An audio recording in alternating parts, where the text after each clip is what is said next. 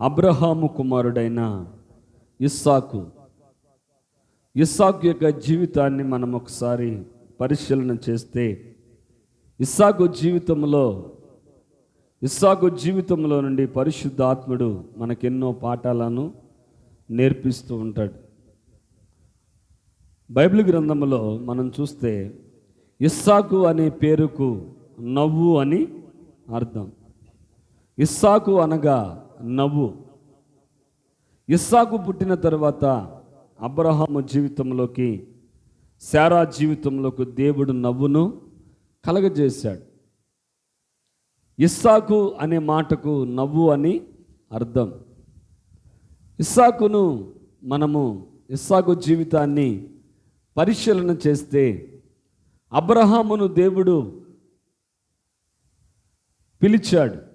అబ్రహాము అన్య దేశంలో అతడు జీవిస్తూ ఉన్నప్పుడు, అన్యుడిగా బ్రతుకుతూ ఉన్నప్పుడు, నిజ దేవుడిని తెలుసుకొని నిజ దేవుడు ఎవరో తెలియని స్థితిలో అబ్రహాము బ్రతుకుతూ ఉన్నప్పుడు అబ్రహామును దేవుడు పేరు పెట్టి పిలిచి, నీవు లేచి నీ దేశం నుండి, నీ బంధువుల యొద్ద నుండి, నీ తండ్రి ఇంటి నుండి బయలుదేరి నేను నీకు చూపించు దేశమునకు వెళ్ళమని దేవుడు అబ్రహాముతో చెప్పాడు. చెప్పటమే కాకుండా దేవుడు చెప్పిన మాట ఏంటంటే, నిన్ను గొప్ప జనముగా చేసి, నిన్ను ఆశీర్వదించి, నిన్ను గొప్ప జనముగా చేస్తాను. నీ సంతానము మూలముగా ఈ భూమి యొక్క వంశములన్నీ కూడా ఆశీర్వదించబడతాయి అని చెప్పి దేవుడు అబ్రహాముతో చెప్పాడు. అబ్రహామును దేవుడు పిలిచాడు. అబ్రహామును దేవుడు పిలిచినప్పుడు అబ్రహాము 70 సంవత్సరాలు ఈడుగలవాడు.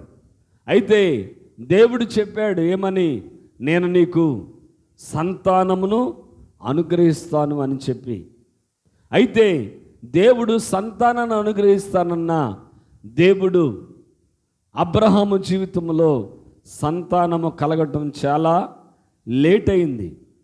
ఇస్సాకు ఎన్ని సంవత్సరాలకు అబ్రహాముకు శారాకు పుట్టాడంటే, ఏమండి, అబ్రహాము 100 ఏళ్ల ప్రాయంలో దేవుడు అబ్రహాముకు సంతానాన్ని కలగజేశాడు.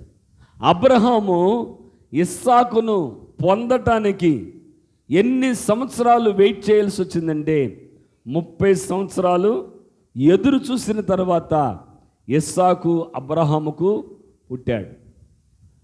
ఏమండి, మనం చూస్తే ఇస్సాకు ఒక ఉన్నతమైన ప్రణాళిక కలిగిన వాడు. ఇస్సాకు ఒక ఉన్నతమైన దేవుని ఉద్దేశము కలిగిన వాడు. అయితే అది అబ్రహాము పొందుకోవటానికి, ఆ ఆశీర్వాదాన్ని అబ్రహాము పొందుకోవడానికి అబ్రహాము 30 సంవత్సరాలు పట్టింది.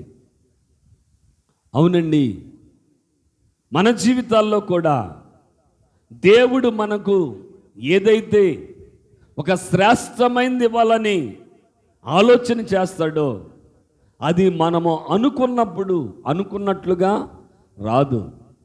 ఏమని, నిర్ణయ కాలం ఒకటి ఉన్నది. ఆ నిర్ణయ కాలమున దేవుడు అబ్రహాముకు సంతానాన్ని ఇచ్చాడు. ఆ పొందుకోవడానికి ఎంతో కాలము ఎదురు చూసి అబ్రహాము ఇస్సాకును పొందుకున్నాడు. అవునండి, ఇస్సాకును పొందుకోవడానికి అబ్రహాముకి 30 సంవత్సరాలు పట్టింది. అయినప్పటికీ దేవుని యందు విశ్వాసము విడిచిపెట్టని వాడిగా దేవుని యందు నిరీక్షణతో అబ్రహాము బ్రతికాడు. ఇస్సాకు ఏదో అందరి వలె జన్మించిన వాడు కాదు. ఇస్సాకు పట్ల దేవునికి ఒక ఉన్నతమైన ప్రణాళిక ఉన్నది. బైబిల్ గ్రంథంలో మనం చూస్తే యోసేపు కొరకు కూడా రాహేలు ఎన్నో సంవత్సరాలు ఎదురు చూసిన తర్వాత యోసేపు రాహేలుకు పుట్టాడు. యోసేపు రాహేలుకు పుట్టడానికి ఎన్నో సంవత్సరాలు ఎదురు చూసిన తర్వాత రాహేలుకు యోసేపు పుట్టాడు. అది దేవుని సంకల్పం. ఏమండి, అలా పొందినది ఏదైనా ఒక విలువైనదిగా ఉంటుంది. ఏదైనా అలాగా ఎదురు చూసి పొందినది ఒక విలువైన, ఏమండి, ఒక ఏర్పాటును బట్టి దేవుడు ఇస్తాడు. ఇస్సాకును కూడా దేవుడు ఒక ఉన్నతమైన ఏర్పాటుతో దేవుడు అబ్రహాముకు ఇచ్చాడు. ఎదురు చూసిన తర్వాత ఇస్సాకు అబ్రహాముకు పుట్టాడు.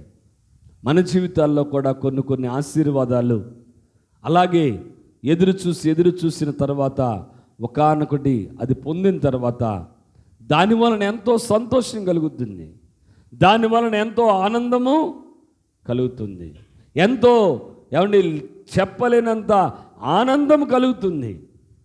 దేవుడు ఏర్పాటు అలాగుంటుంది. ఒక్కోసారి మన జీవితాల్లో కూడా మనము కూడా ఎదురు చూసి ఏమండి పొందుకోవాలనుకున్న ఆశీర్వాదం మన చేతిలోకి వచ్చిన తర్వాత దానిని బట్టి ఎంతో సంతోషిస్తూ ఉంటాం, ఎంతో ఆనందిస్తూ ఉంటాం. ఇస్సాకు అదే విధముగా ఒక ఏర్పాటు ఉంది ఇస్సాక్కి.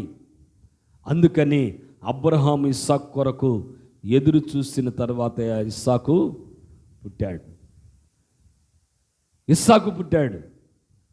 చూడండి, బైబిల్ గ్రంథంలో ఇస్సాకును బట్టి, ఏమండి, అబ్రహాముకు శారాకు నవ్వు కలిగింది. బైబిల్ గ్రంథంలో చూస్తే ఒకసారి చూడండి, ఆదికాండము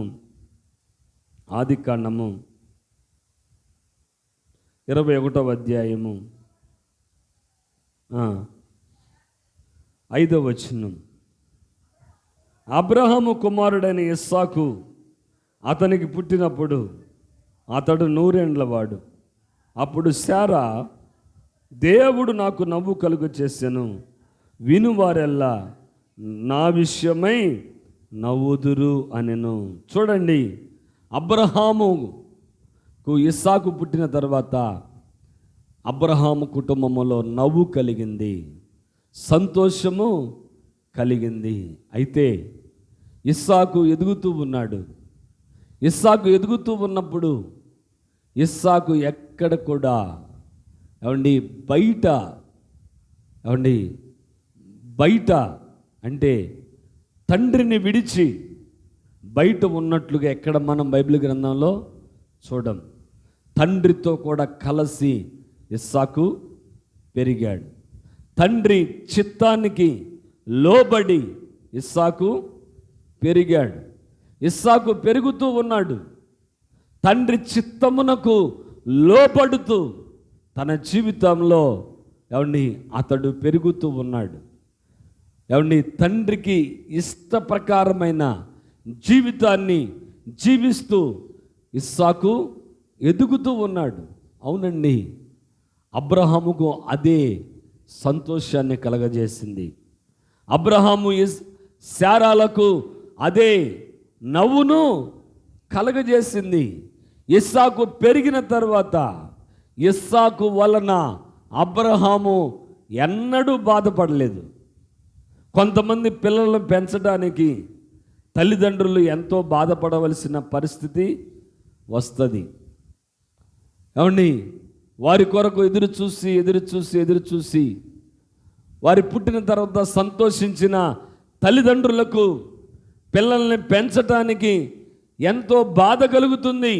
ఎందుకనంటే వారు తల్లిదండ్రులకు విధేయులుగా ఉండరు, తల్లిదండ్రులకు విధేయులుగా ఉన్నారు, అవిధేయులుగా మారిపోతారు. కానీ ఇస్సాకు మాత్రం ఎలా ఉన్నాడు తెలుసా? తల్లిదండ్రులకు విధేయత కలిగిన వాడిగా ఉన్నాడు. తల్లిదండ్రుల మాటను, ఏమండి, పెడచెవిని పెట్టని వాడిగా ఉన్నాడు. తల్లిదండ్రులకు విధేయత చూపించేవాడిగా ఉన్నాడు. తల్లిదండ్రులకు ఎంతో సంతోషాన్ని కలగజేసేవాడిగా ఉన్నాడు. ఎవరు అంటే ఇస్సాకు పెరిగాడు, పెద్దవాడయ్యాడు. పెద్దవాడైనప్పుడు కూడా తల్లిదండ్రులకు ఎంతో ఆనందాన్ని కలగజేసేవాడిగా, సంతోషాన్ని కలగజేసేవాడిగా ఉన్నాడు. కొంతమంది పిల్లలు పుట్టినప్పుడు తల్లిదండ్రులు సంతోషపడతారు.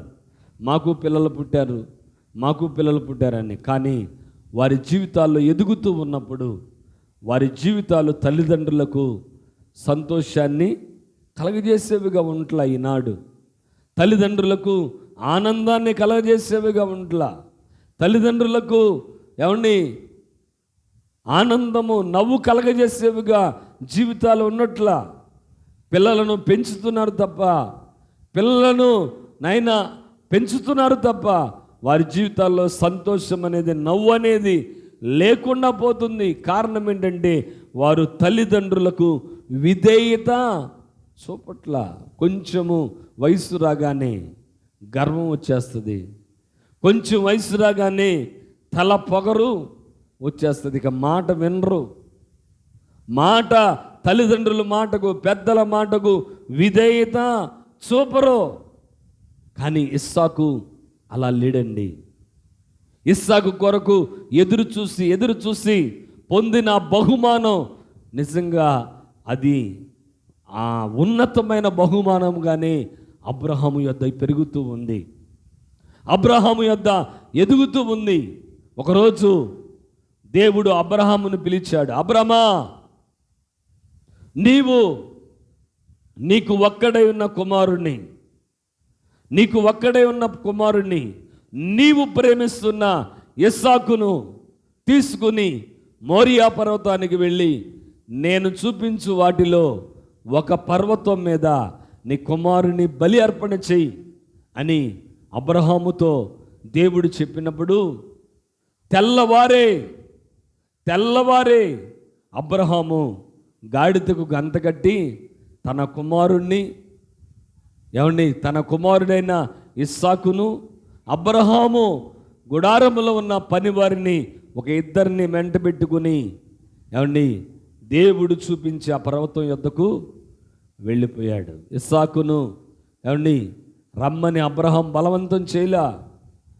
తండ్రితో కూడా ఇస్సాకు బయలుదేరడానికి, తండ్రితో కూడా వెళ్ళటానికి ఇస్సాకు మనసు గలవాడై ఉన్నాడు. తండ్రితో కూడా వెళ్ళటానికి ఇస్సాకు మనసు గలవాడని, తండ్రి ఏది చెబితే దానికి విధేయత చూపించే మనసు గలవాడుగా ఉన్నాడు. ఎవరు? ఇస్సాకు. ఈనాడు పిల్లలు తల్లిదండ్రుల మాట వినని వారైపోతున్నారండి.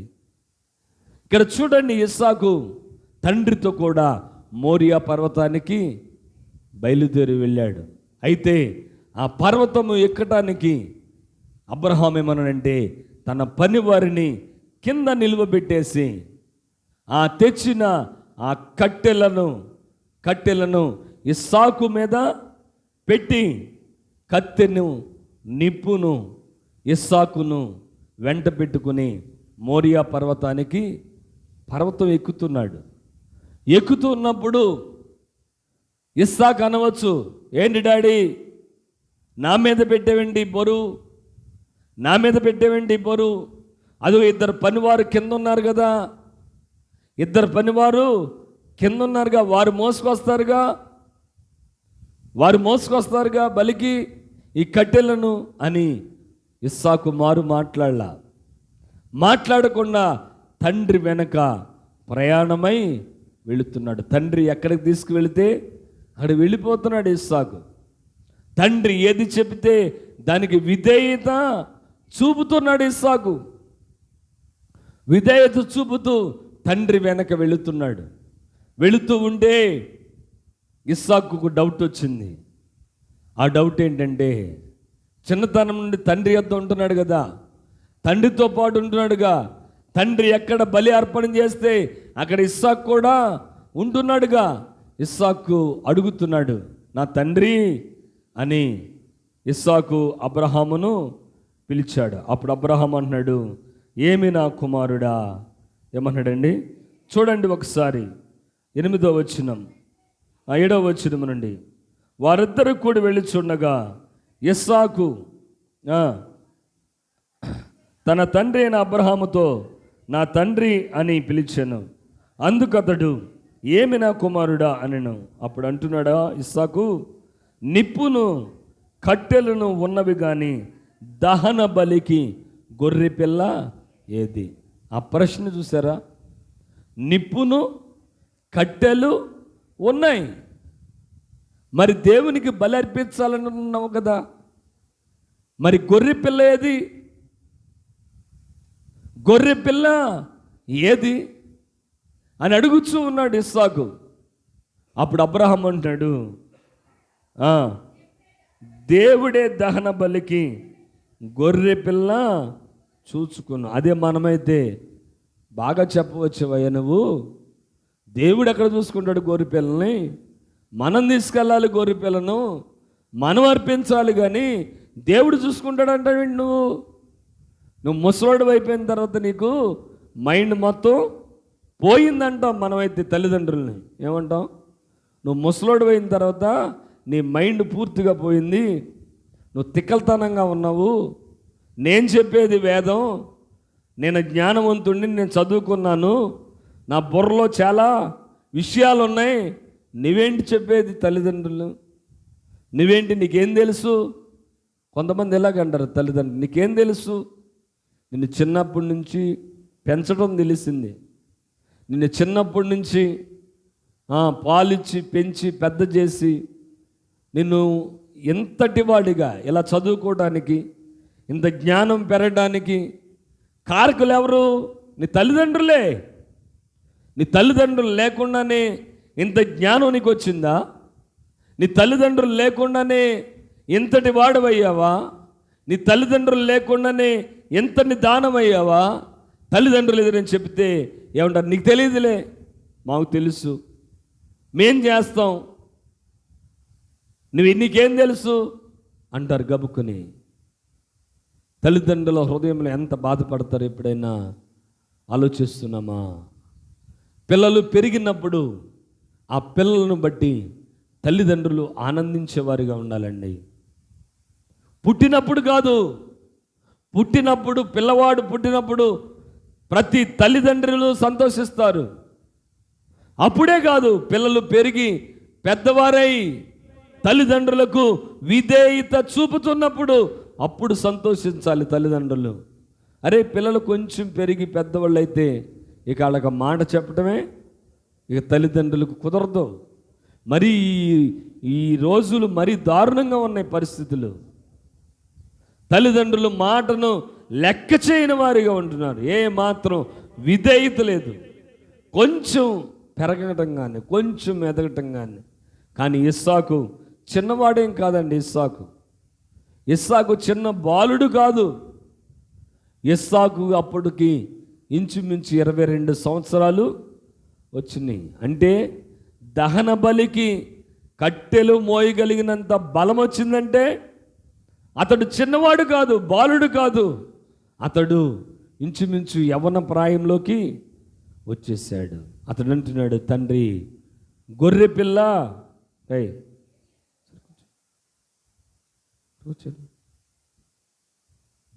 గొర్రె పిల్ల ఏది అంటే ఇస్సాకు అంటున్నాడు, దేవుడే గొర్రె పిల్లను చూసుకుంటాడు అన్నప్పుడు మరొక మాట ఇస్సాకులో నుండి రాలా. తండ్రి మాటకు విధేయత చూపాడు. ఈనాడు పిల్లలు ఎంతమంది తల్లిదండ్రులకు విధేయత చూపేవారిగా ఉంటున్నారండి? విధేయత చూపి పర్వతానికి వెళ్ళిపోయాడు ఇస్సాకు. అబ్రహాము రాళ్లను పేర్చి కట్టెలను రాళ్ల ద్వారా బలిపీఠమును కట్టి కట్టెలు పేర్చాడు. గొర్రెపిల్ల ఎక్కడ కనబట్లా. ఇస్సాకు దగ్గరికి వచ్చాడు. ఇస్సాకును బంధించి కాళ్ళు చేతులు కట్టి బలిపీఠం మీద పెట్టేశాడు. ఒక్క మాట కూడా, తండ్రి ఎందుకు ఇలా చేస్తున్నావు అని ఒక్క మాట కూడా ఇస్సాకు అదే మనమైతే ఎన్ని ప్రశ్నలు వేస్తామో, ఎన్ని ప్రశ్నలు వేస్తామో, కానీ ఇస్సాకు ఒక్క మాట కూడా మాట్లాడాల. ఇది దేవుని చిత్తం, నా తండ్రి చేసేది నా క్షేమము కొరకే చేస్తాడు, నా తల్లిదండ్రులు చేసేది నాకు క్షేమము కొరకే చేస్తారు అనే ఆలోచనతో అవసరమైతే నా తండ్రి చేతిలో చనిపోవడానికైనా నేను ఇష్టపడుతున్నానని చెప్పి ఇస్సాకు తండ్రికి విధేయత కలిగి సమర్పించుకున్నాడండి. అలాగా విధేయత కలిగిన వారు ఈనాడు ఎంతమంది ఉన్నారు? ఎంతమంది తల్లిదండ్రులకు విధేయత చూపుతున్నారు ఈనాడు పిల్లలు? ఎంతమంది తల్లిదండ్రుల మాటను లెక్క చేసేవారిగా ఉన్నారు? లెక్క చేయట్లేదండి ప్రజలు. అంతేకాకుండా ఇస్సాకు తన జీవితంలో తన యవ్వన కాలంలోకి వెళ్ళిన తర్వాత కూడా తండ్రి మాటకు విధేయత చూపాడు. తండ్రి అంటున్నాడు, తన పెద్ద దాసుడైన ఎలియాజరును పిలిచి అబ్రహాము చెప్తున్నాడు, ఇదిగో ఎలియాజరు నా కుమారునికి తనకు వివాహము చేయాలి, తన కొరకు ఒక భార్యను సిద్ధపరిచి తీసుకురా అని ఎలియాజరుకు ఇస్సాకు పెండ్లి బాధ్యతలు అప్పగిస్తే ఇస్సాకు మారు మాట్లాడలేదండి. ఏం మారు మాట్లాడాల? ఒక పనివాడికి, ఒక దాసుడికి అబ్రహాము కుమారుని యొక్క పెళ్లి బాధ్యతలు అప్పగించాడు. అప్పగిస్తే ఇస్సాకు, ఏంటి డాడీ, ఆయనకేం తెలుసు, ఒక పనివాడు కదా, ఆయనకేం తెలుసు, ఆయన ఏం వెళ్తాడు, ఆయన ఎవరిని తీసుకొస్తాడు అని ఏమాత్రం మాట్లాడాల. నా తండ్రి నాకు ఇష్టమైందే చేస్తాడు, నాకు ఇష్టమైందే, నాకు శ్రేష్టమైందే చేస్తాడు, నాకేది మేలో నా తండ్రికి తెలుసు అని ఒక్క మాట కూడా ఇస్సాకు మాట్లాడలేదు. మాట్లాడకుండా ఏం మాట్లాడలా, తన పెండ్లి విషయంలో తండ్రి నిర్ణయానికే అప్పగించుకున్నాడు, తండ్రి యొక్క ఆలోచనకే అప్పగించుకున్నాడు ఇస్సాకు. ఎంత విధేయత అండి ఈనాడు! ఏమండి, ఈనాడు ఎంతమంది ఇలాంటి వారు ఉన్నారు? నా తల్లిదండ్రులు నా భవిష్యత్తు గురించి ఆలోచిస్తారు, నా తల్లిదండ్రులు నా వివాహం గురించి ఆలోచిస్తారు, నా తల్లిదండ్రులు నాకేది మేలో దాన్ని చేస్తారు అనే ఆలోచన ఎంతమంది పిల్లల్లో ఈనాడు ఉంది? అవన్నీ కొంచెం వయసు రాగానే వాళ్ళ ఇష్టం వచ్చినట్లుగా ప్రవర్తిస్తూ ఉంటారు. కానీ ఇస్సాకు మాత్రం తండ్రి యొక్క చిత్తానికి, తండ్రికి విధేయుడై ఏది తండ్రి చేసినా దానికి ఎలా ఉన్నాడంటే విధేయత కలిగి ముందుకు వెళ్ళాడు. అంతేకాకుండా ఇస్సాకు జీవితంలో మరొక ఉన్నతమైన ప్రాముఖ్యమైన సంగతి ఏంటంటే, చూడండి ఒకసారి ఆదికాండము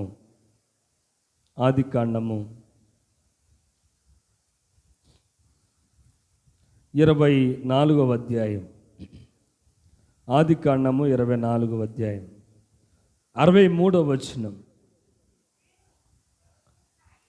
సాయంకాలమున ఇస్సాకు పొలములో ధ్యానింప బయలు వెళ్ళి కనులెత్తి చూచినప్పుడు ఒంటెలు వచ్చుచుండెను. ఏం చేశాడు? ఇస్సాకు పొలములోకి వెళ్ళి, సాయంత్రము పొలములోనికి వెళ్ళి ధ్యానించడానికి వెళ్ళాడు.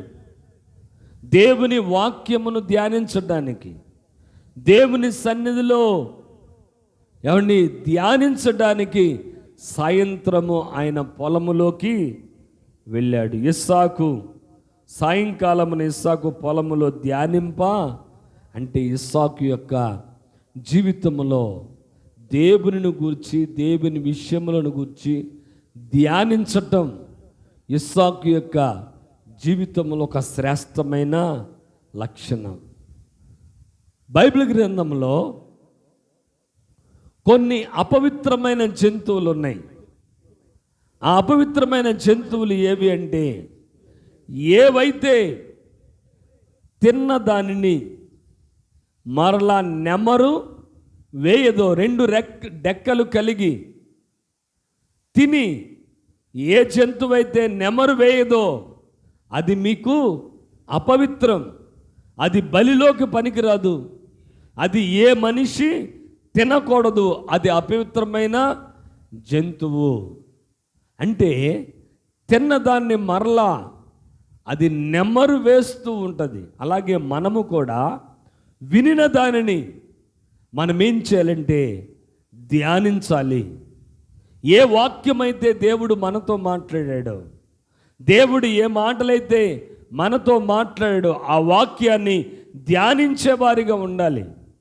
బైబిల్ గ్రంథములో యెహోవా ధర్మశాస్త్రమును ధ్యానించువాడు ధన్యుడు, అతడు నీటి కాలువల యొర నాటబడినదై ఆకువాడక తన కాలమందు ఫలమిచ్చు చెట్టు వలె ఉంటాడు. ఎవరైతే దేవుడు మనతో మాట్లాడిన ప్రతి మాటలను మనము ధ్యానిస్తూ ఉంటామో, ఆ ధ్యానించిన మనము ఏమవుతామంటే ఫలమిచ్చే చెట్టు వలె ఉంటాం.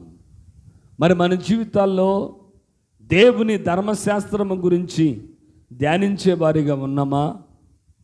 దేవుని ధర్మశాస్త్రాన్ని ధ్యానిస్తున్నామా?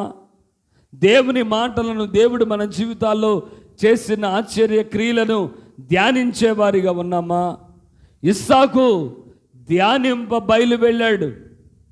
ఒంటరిగా దేవుని సన్నిధిలో దేవుని యొక్క సన్నిధిలో ధ్యానించటానికి ఇస్సాకు వెళ్ళాడు.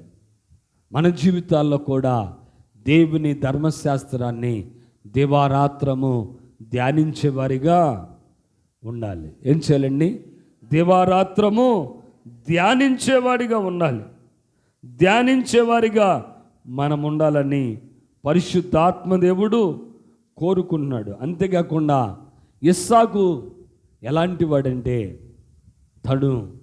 తన యొక్క దేవునికి భయపడేవాడు. చూడండి ఒకసారి, ఇస్సాకు దేవునికి భయపడేవాడు.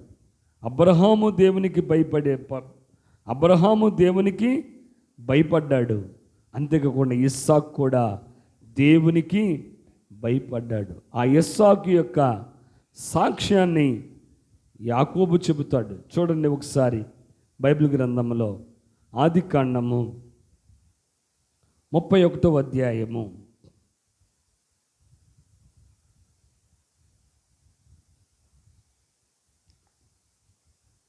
42వ వచనం చూడండి. నా తండ్రి దేవుడు అబ్రహాము దేవుడు, ఇస్సాకు భయపడిన దేవుడు నాకు తోడై ఉండని ఎడల నిశ్చయముగా నీవు నన్ను ఒట్టి చేతులతో పంపివేతువు. ఇక్కడ అంటున్నాడు, యాకోబు చెబుతున్న మాట ఏమిటంటే, యాకోబు ఎవరి కుమారుడు? ఇస్సాకు కుమారుడు. ఎవరి కుమారుడు అండి? ఇస్సాకు యాకోబును కనెను. యాకోబు ఇస్సాకు కుమారుడు. తన తండ్రిని గూర్చి తన మామకు సాక్ష్యం ఇస్తున్నాడు. నా తండ్రి అయిన ఇస్సాకు భయపడ్డాడు దేవునికి. ఇక్కడ అంటున్నాడు, ఏమంటున్నాడంటే ఇస్సాకు భయపడిన దేవుడు. అంటే ఇస్సాకు ఎవరికి భయపడ్డాడు? దేవునికి భయపడ్డాడు. నా తండ్రి అయిన ఇస్సాకు భయపడిన దేవుడు. నా తండ్రి అయిన ఇస్సాకు భయపడి తన జీవితాన్ని ఎంతో పవిత్రముగా కాపాడుకున్నాడు, ఎంతో పరిశుద్ధముగా కాపాడుకున్నాడు. ఇస్సాకు భయపడిన దేవుడు అని చెప్పి యాకోబు ఇక్కడ మాట్లాడుతూ ఉన్నాడు. ఇస్సాకు దేవునికి భయపడ్డాడు. ఇస్సాకు అంతేకాకుండా ఇస్సాకు దేవుని వాక్యమును ధ్యానించడమే కాకుండా ఇస్సాకు ఒక ప్రార్థనాపరుడు. ఎలాంటి వాడండి? ఇస్సాకు ఒక ప్రార్థనాపరుడు. ఎంత ప్రార్థనాపరుడంటే తన ప్రార్థన ద్వారా తన భార్య కూడా ఒక ప్రార్థనాపరురాలుగా చేసుకున్నాడు. తన భార్య అయిన రిబ్కాకు నిజదేవుడు తెలియదు. నిజదేవుడు ఎవరో తన భార్య అయిన రెబ్కాకు తెలియదు, ఇస్సాకుకు తెలుసు. అబ్రహాము ద్వారా నిజ దేవుడు ఇస్సాకుకు తెలుసు. అనేక సార్లు ఇస్సాకు దేవుని స్వరాన్ని విన్నాడు. అనేక సార్లు దేవుడు అబ్రహాముతో మాట్లాడటం ఇస్సాకు కూడా విన్నాడు. దేవుడు చేసిన ఆశ్చర్యకార్యాలను ఇస్సాకు అనుభవించాడు. కానీ రిబ్కాకు మాత్రం నిజ దేవుడు ఎవరో తెలియని వ్యక్తి, నిజ దేవుడు ఎవరో తెలియని వ్యక్తి తన ఇంటికి తేబడింది, తనకు భార్యగా తేబడింది. తేబడినప్పుడు ఇస్సాకు తన భార్య కూడా ఒక ప్రార్థనా పరురాల్లాగా ఇస్సాకు అవునండి, మన భక్తే, మనలో ఉన్న భక్తే మన పక్క వ్యక్తిని మారుస్తుంది. మనలోనే భక్తి లేకపోతే, మనలోనే ప్రార్థన లేకపోతే ఎలా మారుతారు? నీ భర్త ఎలా మారుతాడు? నీ భార్య ఎలా మారుతుంది? నువ్వు ఒక ప్రార్థనా పరుడువైతే, నువ్వు ఒక ప్రార్థనా పరురాలువైతే నీ భర్త మారుతాడు, నీ భార్య మారుతుంది. ఇస్సాకు ప్రార్థన చేసేవాడు, ఇస్సాకు ఒక ప్రార్థనా పరుడు. ఆ ప్రార్థన ద్వారా తన భార్య కూడా ప్రార్థన చేసేదిగా మారిపోయింది. చూడండి ఒకసారి దేవుని వాక్యంలో నుండి ఒకసారి చూడండి. ఆదికాండము 25వ అధ్యాయము 21వ వచనం. ఇస్సాకు భార్య గొడ్రాలు గనుక అతడు ఆమె విషయమై యెహోవాను వేడుకొనెను. యెహోవా అతని ప్రార్థన వినెను గనుక రిబ్కా గర్భవతి అయ్యాను. చూసారా, ఇస్సాకు ఒక ప్రార్థనా పరుడు ఇస్సాకు.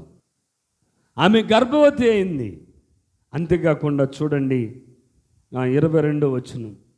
ఆమె గర్భములో ఉన్న శిశువులు ఒకరితో ఒకడు పెనుగులాడిరి గనుక ఆమె ఎలాగైతే నేను బ్రతుకుట ఎందుకు అనుకుని ఈ విషయమై యెహోవాను అడుగా వెళ్ళింది. ఎవరిని అడగటానికి వెళ్ళింది? యెహోవాను అడగటానికంట. ఎవరిని? దేవుణ్ణి అడగటానికి. ఎంత స్వతంత్రంగా వెళ్ళిపోతుందండి దేవుని వద్దకు. దేవుణ్ణి అడగటానికి, ఏంటి ప్రభువా నా గర్భంలో ఉన్న ఈ శిశువులేంటి, ఇదేంటి పరిస్థితి, ఈ పెనుగులాటేంటి, నొప్పులేంటి, బాధలేంటి, ఈ పరిస్థితి ఏంటి ప్రభువా అని ఒక డాక్టర్ దగ్గరికి వెళ్ళినట్లుగా, ఒక తండ్రి దగ్గరికి వెళ్ళినట్లుగా, ఒక తల్లి యొద్దకు వెళ్ళినట్లుగా రిబ్కా దేవుని యొద్దకు వెళ్ళుతుంది. అంత ప్రార్థన, అంత దేవుని యొద్దకు వెళ్ళే ఆ ఉన్నతమైన దారి ఎవరి ద్వారా కలిగిందంటే ఇస్సాకు ద్వారా. ఒక నశించిపోతున్న ఒక అన్యురాలైన తన భార్య దేవుని యొద్దకు వెళ్ళటానికి ఇస్సాకు ఒక మార్గదర్శిగా ఉన్నాడు. మరి నువ్వెలా ఉన్నావు? అన్యులు దేవుని యొద్దకు రావటానికి నువ్వు ఒక మార్గదర్శిగా ఉన్నావా? నీ రక్త సంబంధికుల్లో నశించిపోతున్న వారు దేవుని యొద్దకు, ఈ దేవుని దగ్గరికి రావడానికి నువ్వు ఒక మార్గదర్శిగా నువ్వు ఉంటున్నావా? ఇస్సాకు ప్రార్థనా పరుడు కాబట్టి ఇస్సాకు మార్పు లేని, దేవునిని ఎరగని అన్యురాలు దేవుని యొద్దకు వెళ్ళి దేవునికి మొరపెట్టే అంత కృప పొందుకుంది అంటే దానికి కారణం ఇస్సాకు. ఎవరండి? దానికి కారణం ఇస్సాకు. ఇస్సాకు జీవితంలో మనం నేర్చుకోవాల్సింది ఏంటంటే, మన ప్రార్థన ద్వారా, మన విశ్వాసము ద్వారా మనము దేవుని యొద్ద పొందుకునే, మనము దేవుని యొద్ద ఉన్న ఆ యొక్క అభినాభావ సంబంధం ద్వారా ఎవరో ఎరుగని వారు, దేవునిని ఎరగని వారు కూడా మనము ఎలా దేవుని యొద్దకు వచ్చామో అలాగే వారు కూడా దేవుని యొద్దకు రావడానికి మనం ఒక సాధనాలుగా ఉండాలి. అదే ఇస్సాకులో భక్తి లేకపోతే, ఇస్సాకులో ఏమండి ప్రార్థన లేకపోతే, ఇస్సాకు ఏమండి అటు వెళ్ళిపోయేవాడు. ఇస్సాకు అటు వెళ్ళిపోయేవాడు. చూడండి, జ్ఞాని అయిన సొలొమోను జ్ఞానాన్ని సంపాదించుకున్నాడు, తెలివిని సంపాదించుకున్నాడు, అన్నీ సంపాదించుకున్నాడు. కానీ దేవునితో ఉండవలసిన సంబంధం, దేవునితో ఉండవలసిన ఆ ప్రార్థన అనుభవం, దేవునికి ప్రార్థన చేసే ఆ ఉన్నతమైన అనుభవం సొలొమోను పొందలేదు. కాబట్టి సొలొమోను ఏమయ్యాడో తెలుసా? సొలొమోను తను చేసుకున్న భార్యలతో కూడా వారు పూజించడానికి ఉన్నత స్థలాలు కట్టి ఆ విగ్రహాలకు ధూపము వేసేవాడిగా మారిపోయాడు. కారణం ఏంటంటే సొలొమోనుకి జ్ఞానం ఉంది, సొలొమోనుకి ఎంతో సంపద ఉంది. కానీ సొలొమోను దేవునికి ప్రార్థన చేసే అనుభవము లేదు. ఏ వ్యక్తిలోనైతే ప్రార్థన చేసే అనుభవం ఉండదో వారు తారుమారైపోతారు, వీరే వారైపోతారు, వారే కడపటి వారు మొదటి వారైపోతారు, మొదటి వారు కడపటి వారు. ప్రభు చెప్పారు కదా, అనేకులు మొదటి వారు కడపటి వారు, కడపటి వారు మొదటి వారు అయిపోతున్నారు. కారణం ఏంటంటే ప్రార్థన లేక, ప్రార్థించే మనస్సు లేక, జీవితంలో ప్రార్థన చేసే అనుభవము లేక అనేకులు కడపటి వారు మొదటి వారు అయిపోతున్నారు. మొదటి వారు కడపటి వారు, మొదటి వారే కడపటి వారు అయిపోతున్నారు. సొలొమోను తన భార్యల విషయమై అతడు ధూపం వేసి దేవునికి కోపాన్ని పుట్టించాడండి. కారణం ఏంటంటే సొలొమోనులో జ్ఞానం ఉంది, కానీ ప్రార్థన, మన జ్ఞానం మనల్ని తప్పించదండి. మనకున్న జ్ఞానం, మనకున్న డబ్బు, మనకున్న పేరు ప్రఖ్యాతి ఏది మనలను తప్పించదు. మనల్ని తప్పించేది ఏమండి దేవునికి మొరపెట్టాలి. ప్రార్థన ఎవరైతే చేస్తారో వారితో కూడా దేవుని సన్నిధి మిళితమై ఉంటుంది. వారు అనేకులను రక్షించే వారిగా ఉంటారు. అన్యజనులను సైతము దేవుని బిడ్డలుగా వారి యొక్క ప్రవర్తన ద్వారా, వారి జీవితాల ద్వారా ఏమండి వారు ఎలా ఉంటారంటే అనేకులను దేవుని వైపుకు నడిపించే వారిగా ఉంటారు. ఇస్సాకు తను ప్రార్థనా పరుడు. అంతేకాకుండా ఇస్సాకు ఏమండి ప్రార్థనా పరుడు. తన భార్య కూడా దేవుని యొద్దకు వెళ్ళి దేవుని సన్నిధిలో ప్రార్థన చేసి దేవుని యొక్క ఒక సమాధానాన్ని పొందుకునే స్థితి, ఆ గొప్ప విధానాన్ని సంపాదించుకుందంటే ఇస్సాకు యొక్క ప్రార్థనా జీవితం, ఇస్సాకు యొక్క సమర్పణ జీవితం, ఇస్సాకు యొక్క ఆ ప్రార్థన జీవితం. అలాగ మన జీవితాల్లో కూడా ప్రార్థన మనము కలిగి ఉండాలి, ప్రార్థనా జీవితం కలిగి ఉండాలి. అంతేకాకుండా ఇస్సాకు జీవితంలో ఉన్న గొప్ప కార్యములు ఏంటంటే ఇస్సాకు ప్రార్థనాపరుడే కాకుండా, ఇస్సాకు ప్రార్థనాపరుడే కాకుండా ఏమండి ఇస్సాకు బైబిల్ గ్రంథంలో ఇస్సాకు ప్రార్థనాపరుడు. అంతేకాకుండా యెహోషువ కూడా ప్రార్థన చేసేవాడు. ఎవరండి? యెహోషువ కూడా ప్రార్థన చేసేవాడు. దావీదు ప్రార్థనాపరుడు.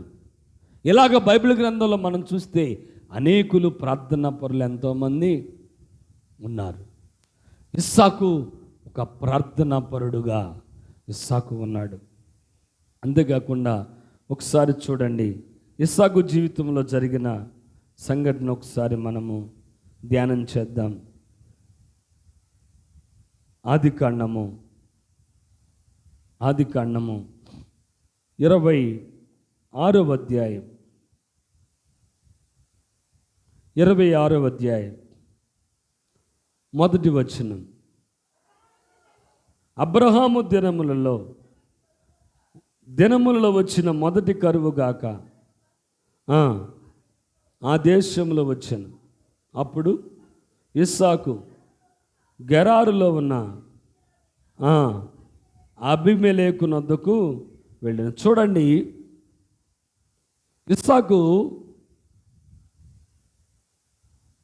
ఇస్సాకు అబ్రహాము దినములో ఏ విధముగా కరువు వచ్చిందో అదే విధముగా ఇస్సాకు దినముల్లో కూడా కరువు వచ్చింది. కరువు వచ్చినప్పుడు ఇస్సాకు ఏం చేశాడంటే గెరారులో ఉన్న ఫిలిష్తీయుల రాజైన అబీమెలెకు నొద్దకు వెళ్ళాను. అక్కడ యెహోవా అతనికి ప్రత్యక్షమే ప్రభువు చెప్పాడు, నీవు ఐగుప్తులోనికి వెళ్ళక నేను నీతో చెప్పు ఈ దేశమందు నివసించుము, ఈ దేశమందు పరవాసివై ఉండుము, నేను నీకు తోడే ఉంటా. దేవుడు చెప్పాడు ఇస్సాకు నీవు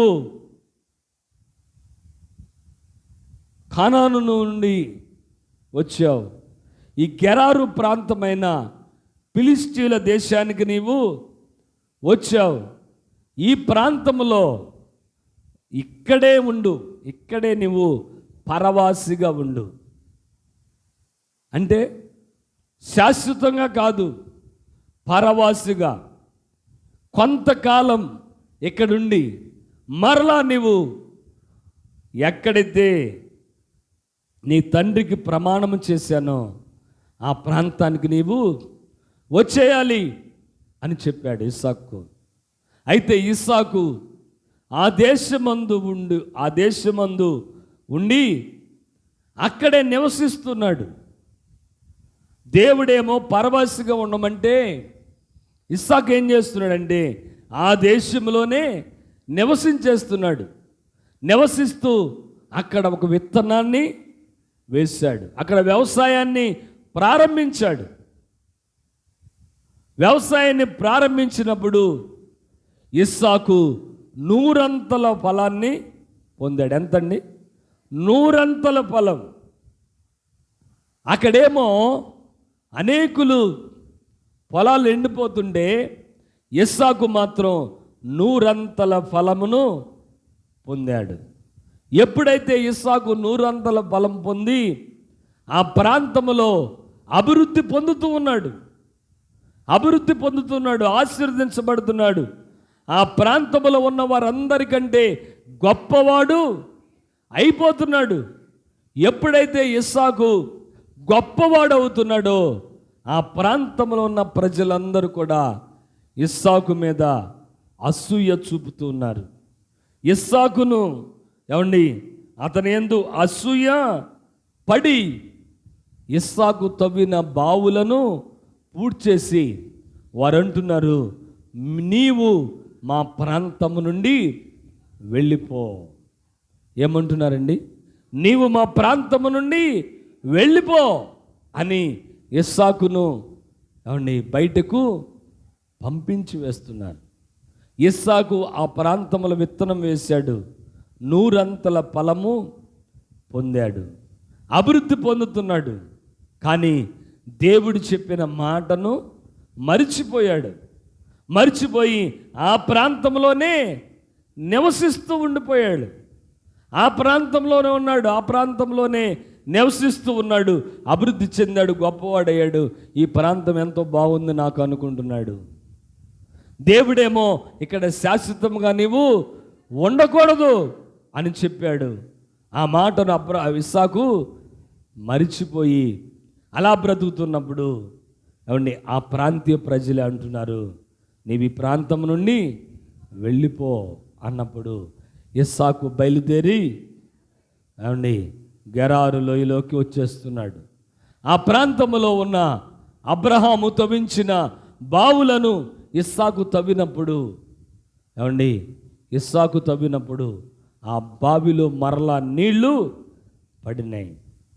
మన ప్రాంతంలో తవ్వితే బంగారం పడితే ఎంత ఆనందిస్తామో, ఆ ప్రాంతంలో, ఆ గెరారు ప్రాంతంలో, ఆ కానాను ప్రాంతంలో నీరు పడితే అంత ఆనందం వారికి, అంత సమృద్ధి ఇస్సాకుకు కలిగింది.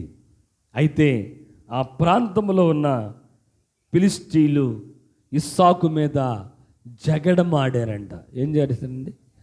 జగడమాడారు, కలహం పెట్టుకున్నాడు, ఇస్సాకుతో గొడవ పెట్టుకున్నాడు. కానీ ఇస్సాకు ఎలాంటి మనస్తత్వం గలవాడంటే, ఏమండి, ఇస్సాకు ఎలాంటి మనస్తత్వం గలవాడంటే గొడవ పెట్టుకున్న వారితో గొడవ పెట్టుకోవాలా. యేసుప్రభు వారు చెప్పారు, నీతో రమ్మన్న వాడి వెనక ఒక పర్లాంగు రమ్మంటే 2 పర్లాంగులు వెళ్ళండి, అడిగిన దానిని మీ యొద్ద నుండి ఇచ్చివేయండి. వ్యాజ్యమాడి ఎవడైనను నీది ఒకటి తీసుకొని కోరితే అది వాడికి ఇచ్చివేయండి అని యేసు ప్రభు వారు చెప్పినట్లుగా ఇస్సాకు వారు వ్యాజ్యమాడితే, ఇది మాకు కావాలి, ఇది మాది అని అన్నప్పుడు ఇస్సాకు దాన్ని విడిచిపెట్టి మరలా వచ్చేసాడు. అలాగా అనేక సార్లు వారు ఇస్సాకు మీద గొడవాడారు. ఇస్సాకు వచ్చేస్తున్నాడు. అయితే ఇస్సాకు చూడండి ఒకసారి 23వ వచనం,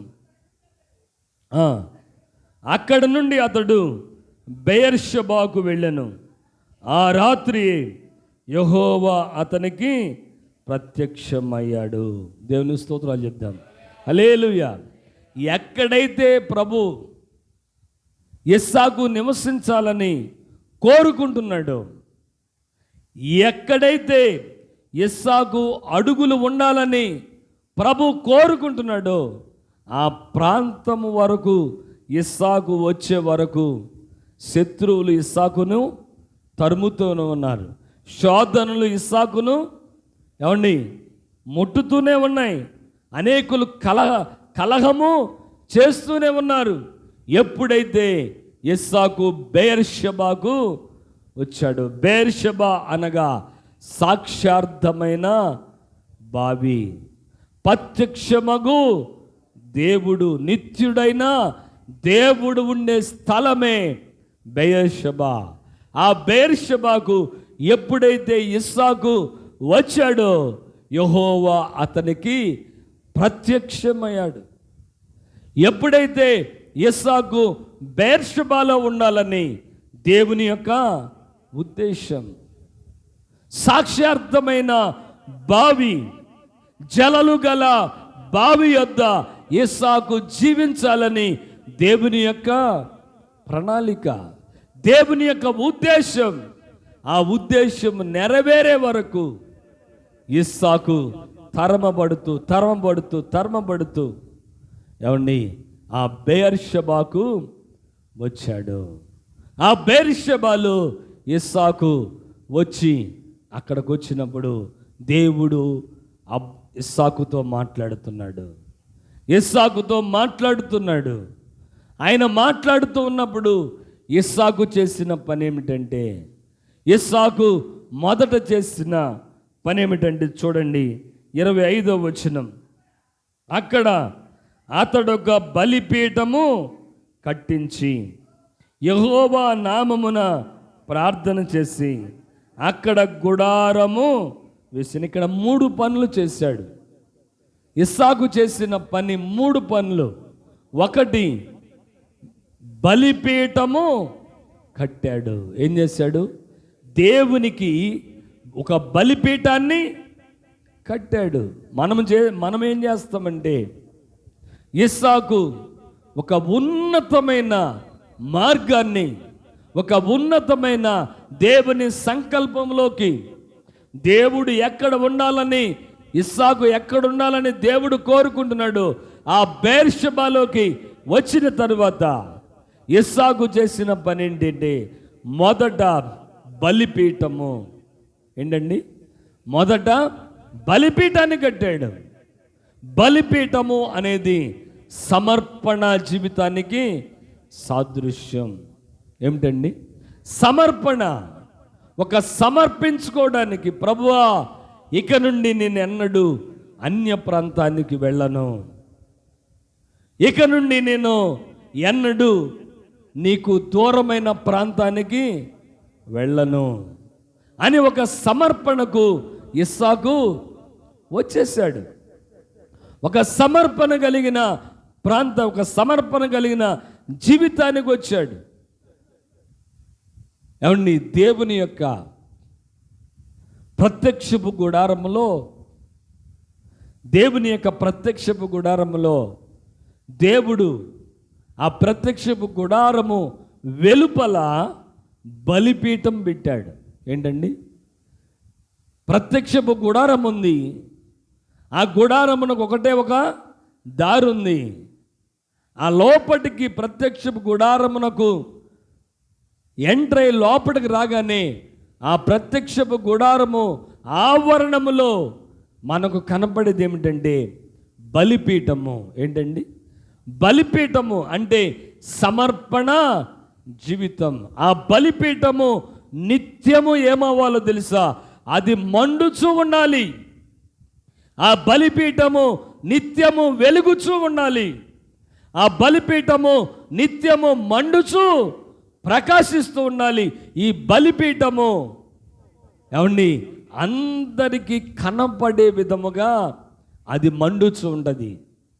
ఇప్పుడు ఆ ప్రత్యక్షపు గుడారములో ఉన్న దీపవృక్షములో ఉన్న ఆ దీపములు ఎవరికి కనపడవు. అది ప్రత్యక్షపు గుడారానికి వెలుగు ఇవ్వటానికి ప్రత్యక్షపు గుడారములో వెలుగుతూ ఉంటాయి. అవి ప్రత్యక్షపు గుడారము వెలుపల ఉన్నవారికి అవి కనపడదు. సన్నిధి బల్ల వెలుపట ఉన్నవారికి కనపడదు. దేవుని మందసం వెలుపట ఉన్నవారికి కనపడదు. కానీ బలిపీఠం అనేది వెలుపట ప్రజలందరికీ కనపడేది ఏమిటంటే బలిపీఠము అంటే మనకు సమర్పణ జీవితం, మన సమర్పణ జీవితం, మన సాక్ష్య జీవితం ప్రజలందరూ చూస్తూ ఉంటారు. మొట్టమొదటిగా ఒక క్రైస్తవుని జీవితంలో కావలసింది ఏమిటంటే బలిపీఠపు అనుభవం, అంటే సాక్ష్య జీవితం, సమర్పణ జీవితం మనలో ఉండాలి. మొదటిగా మనలో ఉండవలసిందంటే సాక్ష్య జీవితం, సమర్పణ జీవితం. ఈ సమర్పణ జీవితం లేకుండా, ఈ సాక్ష్య జీవితం లేకుండా నువ్వెంత ప్రార్థనాపరుడివైనా ఉపయోగము లేదు. దేవుని వాక్యం సెలవిస్తుంది, మిమ్మల్ని బట్టే కదా అన్యజనుల మధ్య నా నామము దూషించబడుతుంది. మన జీవితం ఎలా ఉండాలంటే తెరచిన పుస్తకము వలె ఉండాలి. ప్రజలందరూ మనల్ని చదువుతూ ఉంటారు. మన సాక్ష్య జీవితం పరిమళించాలి. మనం మొదటిగా మన జీవితాల్లో మనలో ఉండవలసింది ఏంటంటే బలిపీఠపు అనుభవం, అంటే సాక్ష్య జీవితం, సమర్పణ జీవితం. దేవునికి ఎదుట మనము సమర్పించుకున్న సమర్పణ ఎన్నడూ తప్పిపోకూడదు. ప్రభువా నీ కొరకు ఇలా బ్రతుకుతాను, నీ కొరకు ఇలా జీవిస్తాను, నీ కొరకు ఇదిగో ప్రభువా ఈ విధమైన జీవితాన్ని నేను జీవిస్తాను అని దేవుని ఎదుట సమర్పణ చేసి, దేవుని ఎదుట ఒక ఒడంబడిక చేసుకుని ఈనాడు తప్పిపోతున్న వారు ఎంతోమంది ఉన్నారు. ఒరే, ఇతడు దేవుని మందిరానికి వెళ్ళేవాడే, అంతకుముందు ఎంతో పవిత్రంగా ఉండేవాడు, సిగరెట్లు తాగేవాడు కాదు, సినిమాలు చూసేవాడు కాదు, అపవిత్రమైన మార్గాల్లో తిరిగేవాడు కాదు, కానీ వీడేంటి ఇలా అయిపోయాడు? సాక్ష్యం ఏమైంది? పాడైపోయింది. అందుకని మొట్టమొదటిగా మన జీవితాల్లో సాక్ష్య జీవితం, సమర్పణ జీవితం మనలో పరిమళిస్తూ ఉండాలి. అది నిత్యము వెలుగుతూ మండుచూ ఉండాలి. సాక్ష్య జీవితం మండకపోతే, ఆరిపోతే, ఏమండి ఆరిపోతే వారి వలన దేవుని నామానికి ఉపయోగమేమీ లేదు. ఇక్కడ ఇస్సాకు తను ఒక బలిపీఠాన్ని కట్టాడు, ఒక సమర్పణ. రెండవది ప్రార్థన. ఏం చేశాడండి?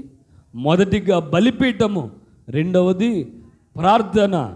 దేవుని సన్నిధిలో ప్రార్థన చేసే అనుభవం, దేవుని సన్నిధిలో మొరపెట్టే అనుభవం, కన్నీరు కార్చే అనుభవం, దేవుని సన్నిధిలో విజ్ఞాపన చేసే అనుభవం, ప్రార్థనా జీవితం. మూడవదిగా గుడారము. ఏంటండి గుడారం అంటే?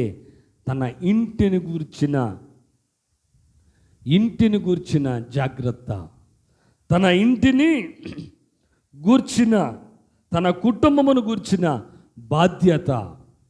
ఏమండి భక్తులు మన జీవితాల్లో ఇక్కడ చూడండి, ఒకటి బలిపీఠం సమర్పణ జీవితం, రెండు ప్రార్థన జీవితం, మూడు కుటుంబాన్ని ఒక బాధ్యతగా నడిపించుకునే అనుభవం.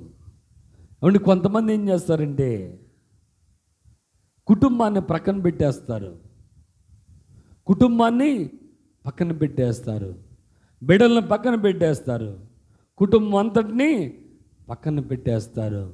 ఏదో వారికి ఇష్టమైనట్లుగా నడుస్తూ ఉంటారు. కానీ జీవితానికి, దేవుని భక్తికి, ఏమండి ఇక్కడ ఇస్సాకు జీవితంలో మనం చూస్తే మొదటిగా సమర్పణ జీవితం, ఏమండి సమర్పణ సాక్ష్య జీవితం, రెండవది ప్రార్థనా జీవితం, మూడవది మన కుటుంబం పట్ల మనము బాధ్యత కలిగిన వారిగా ఉండాలి.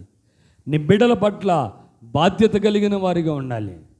నీ కుటుంబం పట్ల నువ్వు బాధ్యత కలిగిన వాడిగా ఉండాలి. కుటుంబాన్ని వదిలేసి, కుటుంబాన్ని ఎట్టబడ్డదట వదిలేసి ఏమండి భక్తి చేయమని దేవుడు అన్నడు కోరుకోడు. నీకు ప్రార్థన ఎంత అవసరమో నీ కుటుంబ బాధ్యత కూడా అంతే అవసరం.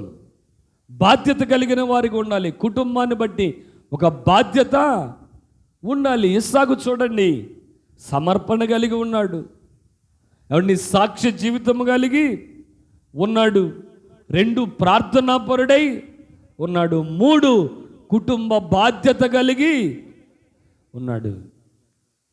హనోకు దేవునితో నడిచాను.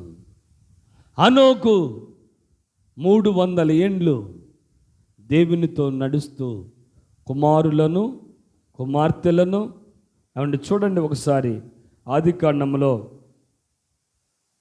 5వ అధ్యాయం 21వ వచనం, 22వ వచనం. హానోకు మెతూషేలను కన్న తరువాత 300 ఏండ్లు దేవునితో నడుచుచు కుమారులను కుమార్తెలను కనెను. హానోకు దినములన్నీ 365 ఏండ్లు. ఏంటండి? హానోకు దినములన్నీ 365 ఏండ్లు.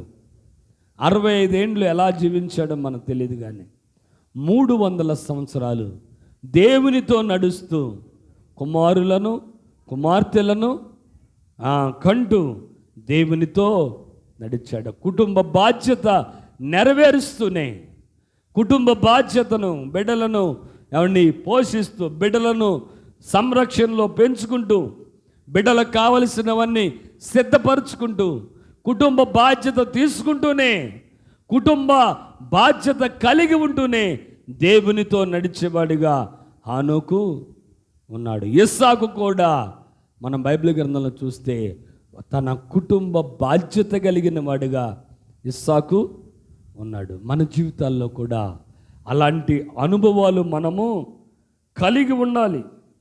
ఇస్సాకు ఏ విధముగా అయితే ఏమండి బలిపీఠము కట్టిన అనుభవంతో ఉన్నాడు, ఏమండి సాక్ష్యము కలిగి, ఏమండి సమర్పణ కలిగి ఉన్నాడు, ఎలాంటి ప్రార్థనాత్మ కలిగి ఉన్నాడు, ఎలాగా కుటుంబ బాధ్యత కలిగి ఉన్నాడో అలా మనం ఉండగలిగితే ప్రభు అంటున్నాడు.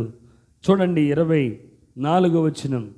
యెహోవా అతనికి ప్రత్యక్షమై, నేను నీ తండ్రి అయిన దేవుడు అబ్రహాము దేవుడను, నేను నీకు తోడై ఉన్నాను గనుక నీవు భయపడకుము, నా దాసుడైన అబ్రహామును బట్టి నిన్ను ఆశీర్వదించి నీ సంతానమును విస్తరింపజేసేదనని చెప్పాను. అవునండి, ఎవరైతే దేవుని యందు భయభక్తులు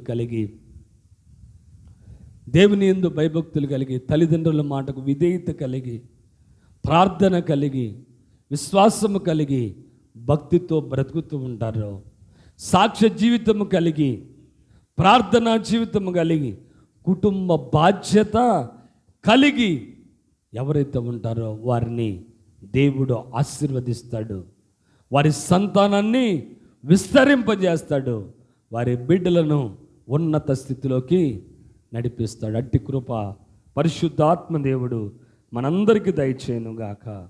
ఆమేన్. అందరూ కూడా మోకరించండి, ప్రార్థన చేసుకుందాం. విన్నటువంటి వాక్యం మన